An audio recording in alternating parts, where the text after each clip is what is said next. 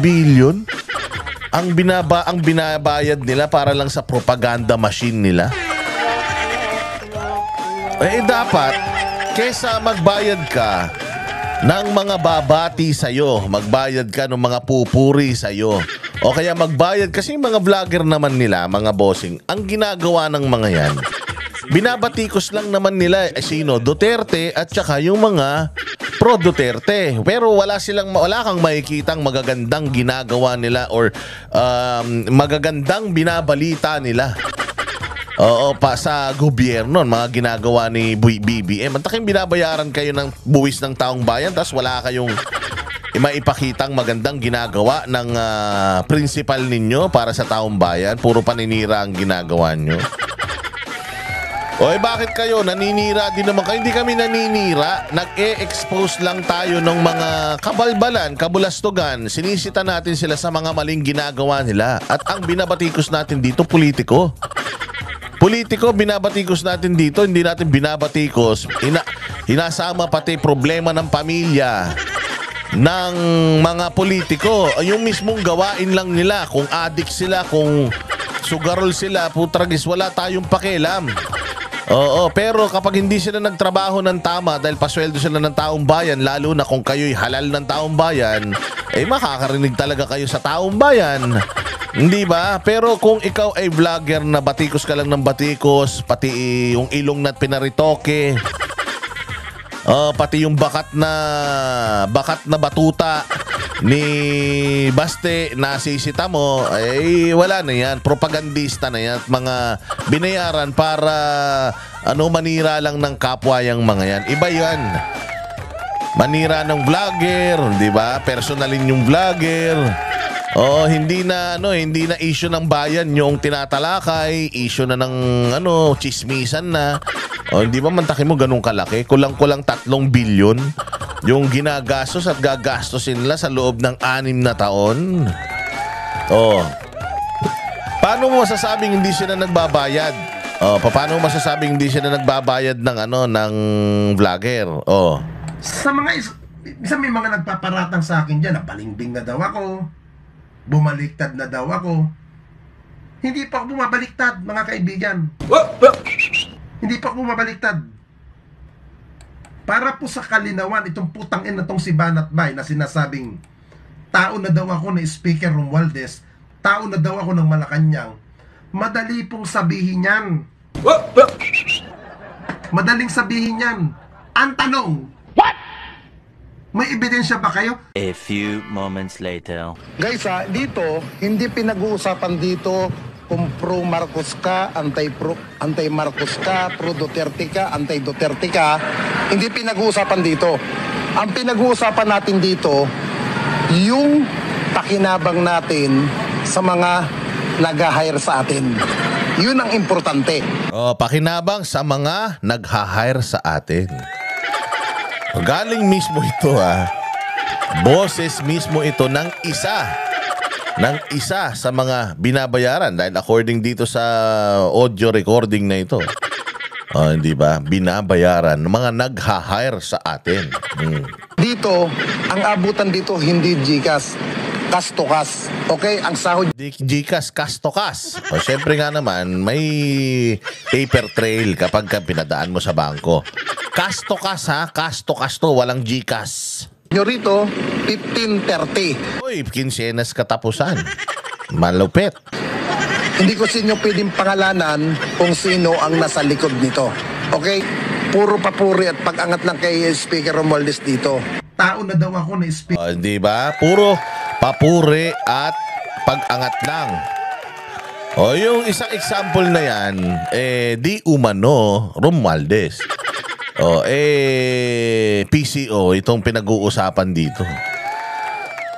Di ba? PCO yung pinag-uusapan dito. Yung isang hearing sa Kongreso. Corruption kasi yan eh. Wait lang. Ipakita natin ng malupit para lang meron kayong idea kung ano yung sinasabi natin bago tayo mag-topic-topic. Eto. Ayan, galing ito sa live ni Buster TV. Kaya Kung demanda kayo, si Buster ang idemanda nyo, wag ako kasi galing doon sa kanya. O ito, pakinggan natin yung paggisa ni Paulo Marcoleta, magaling na anak ni Senator Marcoleta dyan sa PCO, sa kanilang budget. Kasi dumoble din yung budget nila. Naging 100 million na yata. O, tingnan nyo. We hire reactors. Ang trabaho ng reactors, 100 or 200 or so reactors, ang trabaho po nila ay magbigay ng positive reaction sa mga posts ninyo, magbigay ng positibong comment sa mga posts. Yun po ang trabaho. Aside from maintaining around 76 vloggers. Maintaining 76 vloggers. Is that correct? Oh, yan. O, diba? Oh. Aside from maintaining 76 vloggers, meron po kayong mga reactors, commentors sa mga posts ninyo. Oh, ganun kalaki po ang ginagastos ng gobyerno. Diyan pa lang sabi ko nga sa inyo, yung DPWH issue is just a tip of the iceberg. Oo, alam niyo yung sa yung binangga ng Titanic. Oo, iceberg yun. Mayroong nakalabas doon. Actually, kung gaano kalaki yung nakalabas, imagine mo gaano kalaki yung nakalubog sa tubig. Oo, yung iceberg na nakalubog sa tubig. Yung nakikita natin sa ibabaw, yun lang yung tip. Yun lang yung, pero yung ilalim, nung nakalubog sa tubig, grabe laking iceberg tipak nun. Kaya nga nung binangga ng Titanic, yung warak yung barko eh. Unsinkable yung barko na yun, pero lumubog eh. O, ganyan kalaki yung issue natin ngayon. Yung nakikita natin, DPWH, yung mga ghost projects, is just the tip of the iceberg. And we are talking about trillion sa loob ng hanggang 2024, 2025, umabot na yan ng 1.2 trillion. Oo, ang mga ghost projects na yan at mga proyekto ng flood control sa Pilipinas. Umabot na yan ng 1.2 trillion. Imaginein mo yung iba pang mga kontratang pinapasok natin sa DepEd, sa DOTR, sa yung iba pang proyekto ng DPWH. Aside from flood control, meron pa silang mga kung ano-ano pang mga mga proyekto, yung mga sidewalk clearing, mga ganyan, yung mga classroom ng Department of Education. Sila din ng yan, hindi DepEd yan DPWH yan, yung mga structures, buildings, classrooms. Ano pa? Aside from DPWH, sa Department of Agriculture, yung mga kontrata na pinapasok natin for Department of Agriculture, mapagbili ng mga bangka, pagbili ng mga traktora, pataba sa lupa, mga fertilizer. Uy, malupit yung fertilizer. Nagkaroon na dati ng fertilizer scam, di ba? Yung na-involve pa nga si Lito Lapid doon.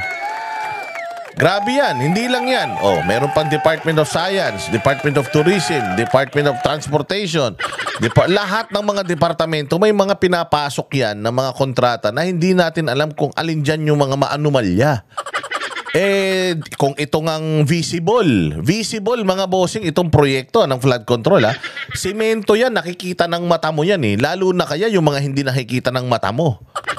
Di ba? Yung mga equipment na hindi mo naman alam, hindi mo naman saklaw, hindi naman inaabot ng utak mo. Gaano kalaki ang pagnanakaw ng gobyerno dyan? So dito pa nga lang mantakin mo, PCO, nagbabayad ka ng hindi pa sapat yung mga taong binabayaran ng mga pasweldo sa inyo para makapagpalabas kayo ng magandang ginagawa ng presidente. Meron kayong spokesperson na tanga. Hindi pa sapat yung bibig niya para lang mapabango niya si Bong. Paano mapapabango si Bongbong? Kung lumalabas sa bibig nung spokesperson nyo, puros kagaguan, puros kabahuan. O kaya ganyan. Nag-hire pa kayo ng third party. Tapos ito matindi. Ito, balita lang ito ni Paulo Marcoleta. Hindi pa ito talaga confirmed. Kasi according to PCO chief, wala yun sa kanilang, wala sa mga binabayaran nila yon. Kumbaga meron silang listahan kung paano nila ginagastos yung pera, and according to them, wala yan dito.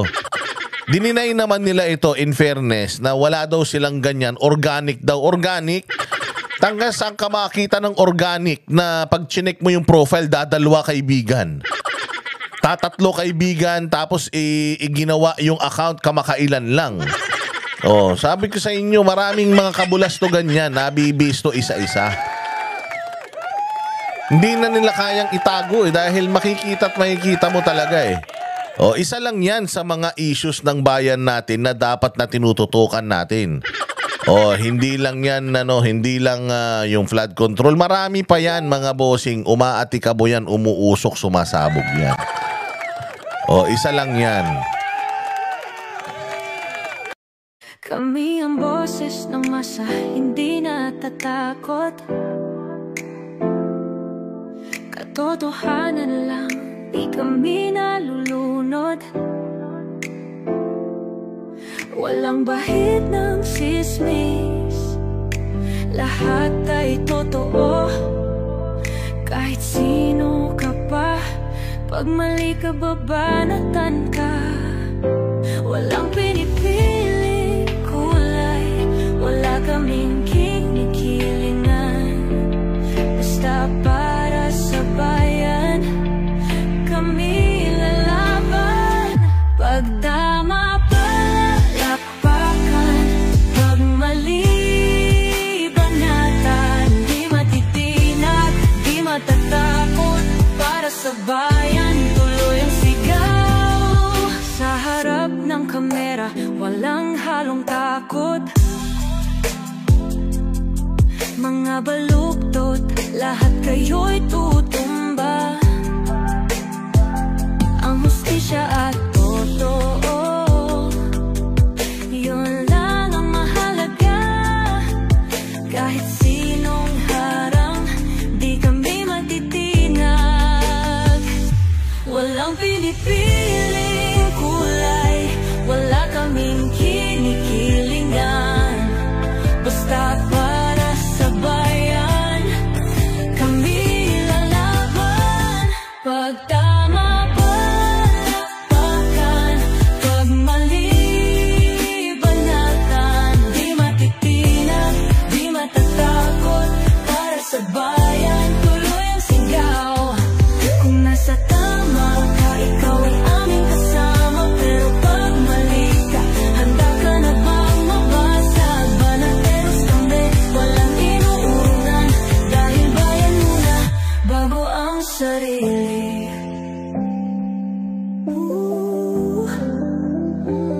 Bago ang sarili.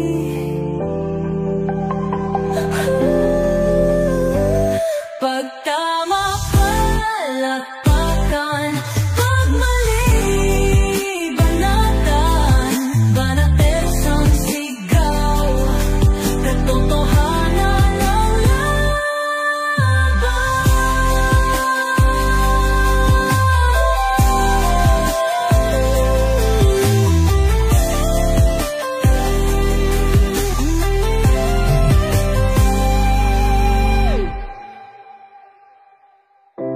sa harap ng kamera.